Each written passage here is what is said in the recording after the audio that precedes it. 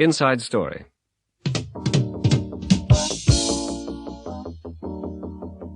This is IBC News. Julian Snow, the missing Daily News reporter, was interviewed this morning by Dominic Beale of IBC News in Mandanga. Julian, can you tell us how you were captured in the first place? Well, I was on my way to visit a village near the front line. I came round a bend in the road, and there was a tree lying across the road. I only just managed to stop in time. Suddenly, armed men appeared on all sides. What did you do? What would you do? I just sat there with my hands in the air. Anyway, they made me get out of the Land Rover and made me lie on the ground. I thought, this is it, they're going to shoot me. I started saying my prayers. What happened next? Well, they searched me. Of course, I didn't have any weapons, just a camera. It's funny, they let me keep it. Then they tied my hands together and blindfolded me. Then they made me get in the back of a truck and lie under some sacks. I've no idea where they took me, except that it was quite a large training camp. I was there for 10 days. Were you treated well? Yes, I suppose I was. They let me walk about the camp, and they let me take photographs, but they wouldn't let me photograph any faces. I was able to interview some of the leaders. How did you escape? I didn't. They put me back in the truck, blindfolded me again, drove for a few hours, then made me get out, pointed me in the direction of town, and let me go. And what exactly did the guerrilla leaders say about the situation? Well, if you want to know that, you'll have to buy tomorrow's Daily News. Preferences. What are you doing tomorrow night? Nothing. Why? Well, do you like jazz? Yes, I do, very much. Which do you like best, modern or traditional? I like both, really. There's a weather report concert at the Hammersmith Odeon. Would you like to come? Oh, yes, they're my favourite group. Lisa, look over here. They've got a very good selection of Levi cords. Oh, yes, and they got my size, too. But only in navy blue and black. Which do you prefer? I don't like either of them very much. I really wanted green. They haven't got green in your size. Go on, try a pair on. No, I prefer to look somewhere else.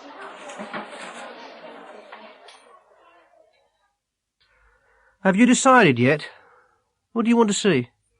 A Moment of Peace is on at the Continental. I'd like to see that. Would you really? Oh, I'd rather see War in Space. Oh, no. The reviews were terrible. I know, but it sounds fun. A Moment of Peace is in French, and I'd rather not have to read subtitles. Then how about California Sunset? I'd rather not. I can't stand Steve Newman. Well, you choose. I don't fancy any of them. I'd much rather stay in and watch TV. What do you fancy? I don't know. There isn't much choice, is there? No, there isn't really. What would you rather have? Steak and kidney or place? Can't make up my mind. I'd rather have a hamburger. We can ask for the full menu if you like. No, it's not worth it. I'll have the place.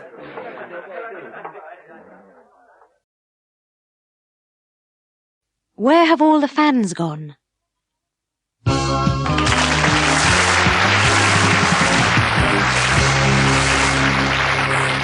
Good evening and welcome to the Michael Parkhurst Talkabout.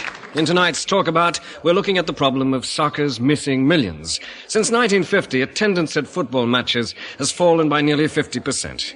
Many clubs are in financial trouble, and tonight we hope to identify the major causes and discuss some possible solutions. First of all, we'll hear from one of soccer's lost millions, Mr. Bert Woods from London, who used to be a regular Chelsea supporter.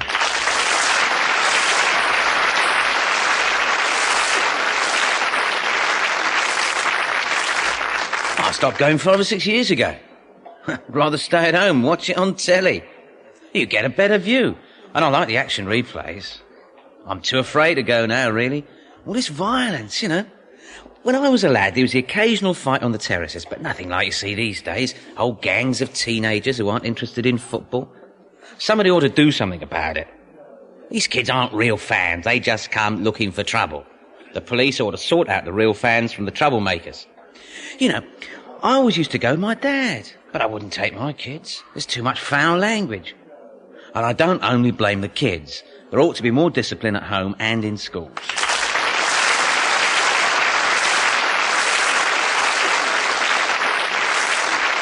Thank you, Mr. Woods. Let's go over to Brian Huff, the manager of Eastfield United, one of our most successful clubs. Brian? I sympathise with Mr. Woods, and there are plenty of people like him. Anyway, we better do something about it, or we'll all go broke. The clubs and players must share the blame.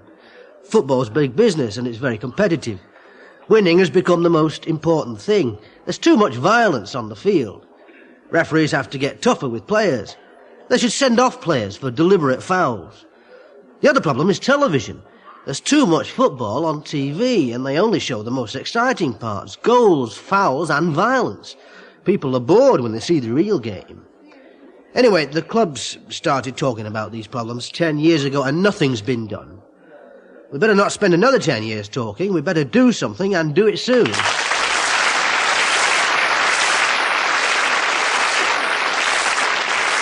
Our next guest is a young fan, Kevin Dolan, a Manchester United supporter who is 16 years old. What do you think, Kevin? Well, I'm not one of soccer's missing millions. I never miss a match. I've travelled all over the country with United, and I've never been in trouble. I blame the media for most of this violence. They only show young people when they're doing something wrong. They ought not to give so much publicity to troublemakers. It only encourages the others, doesn't it? The violence always starts when there's a TV camera near. If they banned alcohol from football grounds, there'd be much less trouble.